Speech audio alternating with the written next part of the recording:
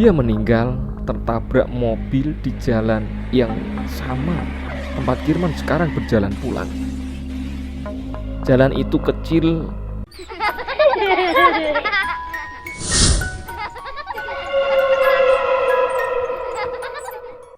Pondokan Penumgal Jiwa bagian 3.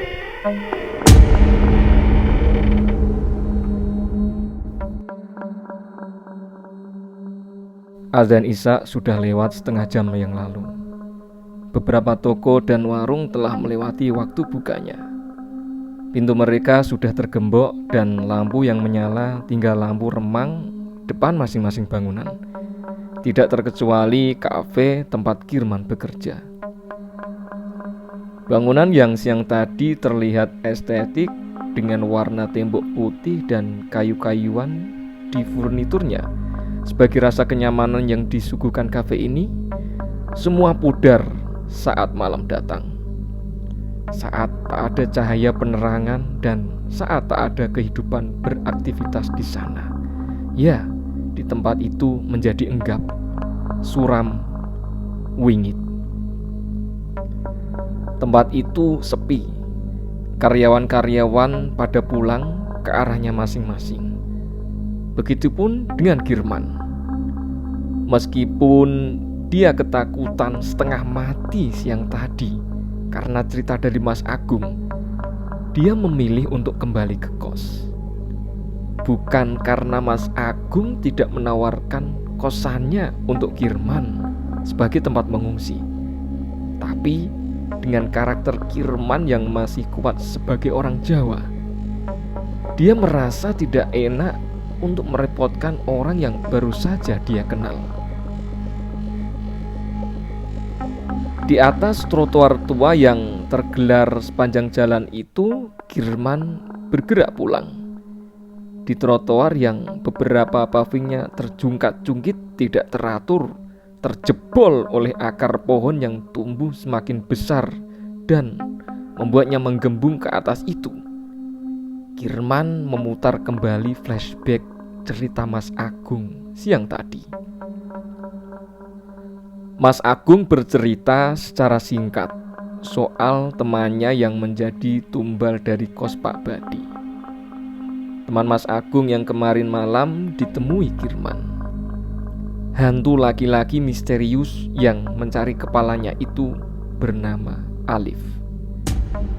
Dia meninggal tertabrak mobil di jalan yang sama tempat Kirman sekarang berjalan pulang.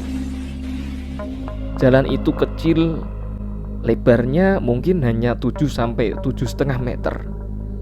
Kemungkinan terjadinya kecelakaan di jalan kecil dalam kota selalu ada. Tapi hingga menewaskan seseorang, kasusnya mungkin terhitung jari. Dan lebih anehnya, kematian Alif bukan karena terlindas atau pendarahan berat, tapi karena kepalanya terbang, terputus dari badannya. Kematian yang umumnya terjadi karena tabrakan berkecepatan tinggi, semacam laju kereta. Dari penuturan Mas Agung, Alif sebelumnya memakan kiriman makanan dari Pak Badi kala ia sakit. Mas Agung yang awalnya mengira itu bukan kasus penumbalan, berpikir sebaliknya. Setelahnya, Alif kerap memunculkan sosoknya di kosan, terlebih kepada target tumbal selanjutnya. Hingga ada satu lagi korban dengan pattern yang sama. Mas Agung yang bisa membaca alurnya mulai memperingatkan anak-anak kosan yang lain tentang apa yang dilakukan Pak Badi kepada mereka. Selanjutnya, Mas Agung memilih untuk pindah kosan. Dia memilih menyelamatkan diri. Begitupun beberapa teman-teman yang lain. Hingga akhirnya tempat itu kosong. Satu kalimat Mas Agung yang menancap dalam di kepala Kirman. Mungkin Pak Badi bilang kalau penghuni kamar kos lainnya pulang liburan semester atau sedang cuti. Tapi nyatanya kamu hanya hidup seorang diri di sana. Duh man, Kirman.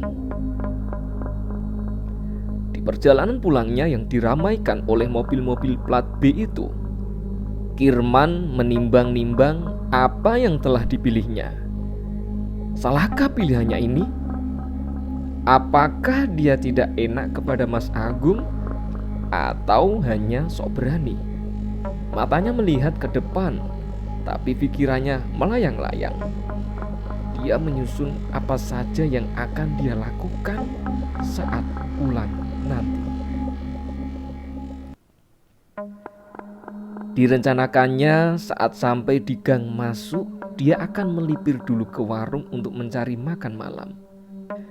Tadi pagi dia sempat melihat warung Tegal sebelum akhirnya berbelok untuk berjalan ke arah kafe. Lalu sebelum masuk rumah, dia akan berbelanja dulu air minum botolan 1 liter dan sabun cuci untuk pakaiannya, juga kopi saset untuk persediaan harian. Tapi mungkin dia tidak akan meminumnya malam ini. Setelah apa yang diceritakan oleh Mas Agung, mungkin dia akan memilih tidur cepat daripada ngopi dan bermain game hingga tengah malam. Lamunan Kirman tentang rencananya soal nanti malam habis dalam 7 langkah. Setelahnya yang muncul adalah sesuatu yang tidak cukup penting untuk difikirkan. Hanya saja Kirman merasa butuh untuk memikirkannya. Paling tidak untuk menjadikan Kirman tidak terlalu memikirkan kosnya yang membuatnya takut. Ranting-ranting pohon terkikik itu kalah dengan suara deru kendaraan, juga klakson yang sahut-sahutan di jalan yang tidak bisa dibilang lancar. Kirman yang masih sekitar 50 meter dari warteg yang ditujunya terganggu dengan suara seseorang yang memanggil-manggil namanya. Suara itu samar dengan lewat berjalannya kendaraan, memisahkan antara asal suara itu dan Kirman. Kirman hanya sayup-sayup mendengar suaranya, tapi itu cukup membuat langkahnya berhenti. Di depan pagar sekolah dasar yang gelap itu, berjinggak-jingguk Kirman mencari sumber suara yang mendengungkan namanya, hingga matanya terhenti di sebuah titik. Sudut yang menyeberangkan pandangnya tepat di antara mobil Honda Jazz dan Daihatsu Grand Max, juga antara truk box Hino kecil dan juga 2 buah motor cross yang berada di belakangnya. Ujung pandang itu berhenti pada sosok laki-laki yang melambaikan tangannya. Dia hendak menyeberang. Laki-laki yang sudah dikenal Kirman saat pertama kali sampai di Bandung. Ya, dia adalah Pak Badi. Melewati kendaraan yang berjalan merayap itu, Pak Badi menghampiri Kirman. Masih sama dengan cara bertuturnya yang humble. Pak Badi menyapa Kirman. Masnya baru pulang?" Kirman memasang wajah yang ramah.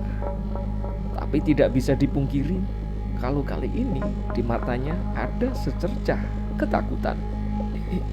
Iya Pak, kafenya barusan tutup ya Pak," jawab Kirman. Pelan tapi cukup untuk menyaingi suara mesin mobil dan klakson yang kadang bersautan. "Saya lihat masnya jalan gelap-gelapan sendirian, jadinya ya saya sapa." Basa-basi yang canggung muncul lagi dari lisan Pak Badi.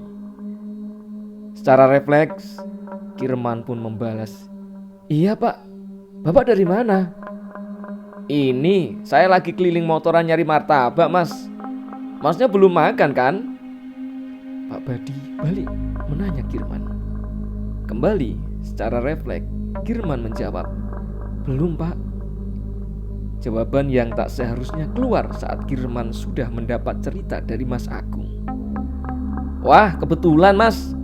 Ini saya baru ingat kalau istri saya nggak suka dengan isian pisang. Jadi ini tak kasih ke masnya aja lah. Tolong terima ya mas ya. Kata tolong yang diucapkan oleh Pak Badi itu membuat Kirman yang tadinya mau menolak atas dasar sifat berhati-hati, membuatnya menjadi tidak enak hati. Tangan Kirman meraih kresek putih yang di dalamnya ada kotak putih berukuran tanggung. Bau martabak manis dengan isian pisang coklat itu menyeruak keluar dari mulut plastik yang menghadap ke wajah Kirman. Terima kasih ya Pak. Terima kasih Pak Badi. Kirman terbata-bata. Pak Badi pun tersenyum. Wah, gak usah sungkan mas. Masnya santai aja. Silakan mas dibawa buat makan malam. Hanya saja kata santai itu sama sekali tidak bisa teraplikasikan ke diri Kirman saat ini. Kaki Pak Badi kembali bergerak, membawanya menyeberang jalan menuju motornya yang diparkir di depan 3 ruko yang waktu itu sudah tutup. Kirman membatu. Tangannya ingin melemparkan makanan itu setelah melihat Pak Badi melajukan motornya melenggok-lenggok di celah antara mobil. Tapi ada rasa mubazir kalau membuang makanan. Dan Kirman memilih membawa makanan itu pulang. Kejadian barusan ini membuat Kirman menyesali keputusannya untuk pulang. Dia menyesali kenapa tidak memilih mengiyakan tawaran tidur di kosannya Mas Agung. Dan dia menyesali kenapa tidak menolak makanan yang diberi oleh Pak Badi. Ia juga menyesali kenapa dia selalu menjadi orang yang tidak enakan. Dekat gang masuk yang barusan dia lewati, berada sebuah warteg yang pada jam itu masih bersinar terang. Meski terlihat masakan yang ada dalam etalase menu itu tinggal beberapa, Kirman tetap melipir untuk membeli makan malam. Dia menunjuk beberapa menu dan dicampurkan dalam satu bungkus nasi yang diikat dengan satu gelang karet merah. Saat Kirman menunggu kembalian dari uang yang dibayarkannya, ada suara yang dikenalnya menyapa. Kang, makan malam? Suara itu adalah suara Pak Asep, Bapak takmir masjid. Iya Pak, Kirman membalas. Gimana?